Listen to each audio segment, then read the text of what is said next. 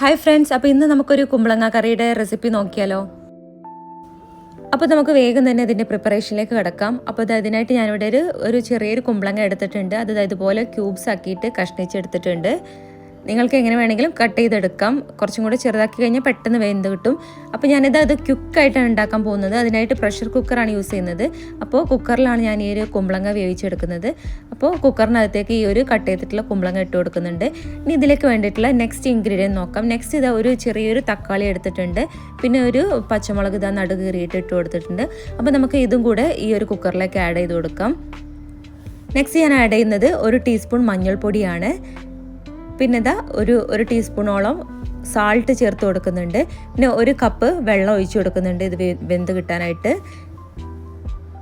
അപ്പോൾ നമുക്ക് ഇതെല്ലാം ഒന്ന് വേവിച്ചെടുക്കണം.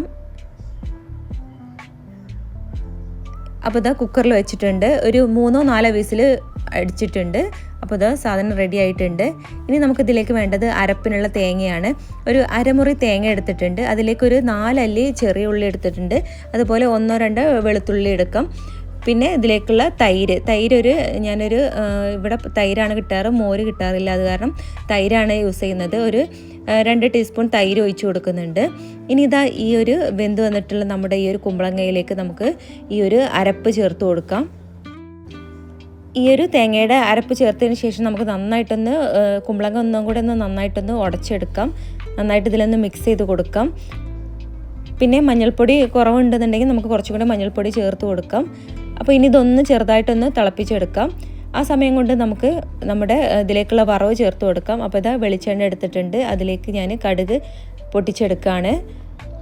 കടുക് ചേർത്ത് കൊടുക്കുന്നുണ്ട്. ഇനി കടുക് പൊട്ടി വരുന്ന സമയത്ത് നമുക്ക് ഇതിലേക്കൊരു ഉണക്കമുളക് ചേർത്ത് കൊടുക്കാം. പിന്നെ ഇതിലേക്കുള്ള കറിവേപ്പില കൂടെ എടുത്തിട്ടൊന്ന് കടുക് പൊട്ടിച്ചെടുക്കാം നമുക്ക്. ഇനി നമ്മൾ ലോ ഫ്ലെയിമിൽ ഇട്ടിട്ടാണ് ഈ ഒരു അരപ്പ് തിളപ്പിച്ചെടുക്കേണ്ടത്. അല്ലാന്നുണ്ടെങ്കിൽ ഇത് പിരിഞ്ഞു പോവും.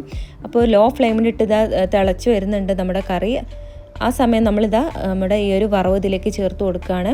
അപ്പോൾ തേങ്ങ ചേർത്ത് കഴിഞ്ഞിട്ട് പിന്നെ നന്നായിട്ട് തിളപ്പിച്ച് കഴിഞ്ഞാൽ അത് തേങ്ങ പിരിഞ്ഞു പോവും.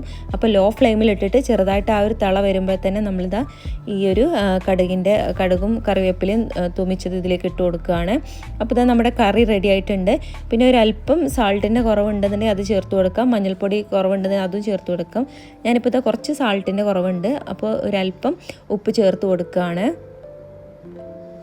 ഇത് നന്നായിട്ടൊന്ന് മിക്സ് ചെയ്ത് കൊടുക്കാം. ഇപ്പോഴെല്ലാം ഞാൻ ലോ ഫ്ലെയിമിലാണ് ഇട്ടിട്ടുള്ളത്. ലോ ഫ്ലെയിമിൽ ഇട്ടിട്ടാണ് നമ്മളിതൊക്കെ ചെയ്യേണ്ടത്. അപ്പോൾ ഇനി നമുക്ക് സർവിങ് ടൈമാണ്. കറി സർവ് ചെയ്തിട്ടുണ്ട് ഒരു ബൗളിലേക്ക്. നമ്മുടെ ഉച്ചയ്ക്ക് ഊണിൻ്റെ ചോറിൻ്റെ കൂടെയൊക്കെ കഴിക്കാൻ പറ്റിയ നല്ലൊരു അടിപൊളി കറിയാണ് കുമ്പളങ്ങ മോര് കറി. മോരുണ്ടെങ്കിൽ നമുക്ക് മോര് ഒഴിച്ച് കൊടുക്കാം. ഞാനിവിടെ തൈരാണ് യൂസ് ചെയ്തിട്ടുള്ളത്. തൈര് വേണമെങ്കിലും മോര് വേണമെങ്കിലൊക്കെ യൂസ് ചെയ്യാം. അപ്പോൾ ഇന്നത്തെ ഈ റെസിപ്പി അടിപൊളി വീഡിയോസിനായിട്ട് ഈ ചാനലിലേക്ക് സബ്സ്ക്രൈബ് ചെയ്യുക. നിങ്ങൾക്ക് ഈ ഒരു വീഡിയോ ഇഷ്ടപ്പെട്ടാൽ ലൈക്ക് ചെയ്യുക. അതുപോലെ നിങ്ങളുടെ കമൻറ്റ് അറിയിക്കുക. അപ്പോൾ ഈ കൂടുതൽ റെസിപ്പീസിനായിട്ട് ഈ ഒരു ചാനൽ സബ്സ്ക്രൈബ് ചെയ്യാതിരിക്കാൻ മറക്കരുത്. അപ്പോൾ thank you for watching. Try ചെയ്യാത്തവരുണ്ടെങ്കിൽ വേഗം പോയിട്ട് ട്രൈ ചെയ്യുക. ഒരു സിമ്പിൾ കറിയാണിത്.